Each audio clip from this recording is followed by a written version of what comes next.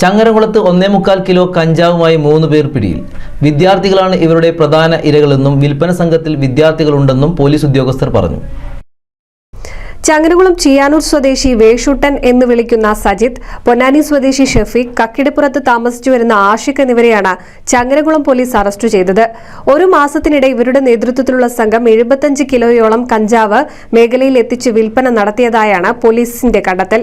വിദ്യാർത്ഥികളാണ് ഇവരുടെ പ്രധാന ഇരകളെന്നും വിൽപ്പന സംഘത്തിൽ വിദ്യാർത്ഥികളുണ്ടെന്നും ഉദ്യോഗസ്ഥർ പറഞ്ഞു. പ്രദേശത്ത് കഞ്ചാവ് മൊത്ത വിതരണ സംഘത്തിലെ പ്രധാന കണ്ണികളാണ് പിടിയിലായ പ്രതികൾ. വ്യാഴാഴ്ച രാത്രി 10:30 ചങ്ങരംകുളത്ത് സ്വകാര്യ ബാറിന് സമീപത്ത് നിന്നാണ് സജിത്തിനെ ചങ്ങരംകുളം പോലീസ് കഞ്ചാവുമായി പിടികൂടിയത്. തുടർന്ന് ഇയാളെ ചോദ്യം ചെയ്തതിൽ നിന്നാണ് കൂട്ടുപ്രതികളായ ഷഫീഖിനെയും ആഷിഖിനെയും കസ്റ്റഡിയിലെടുത്തത്.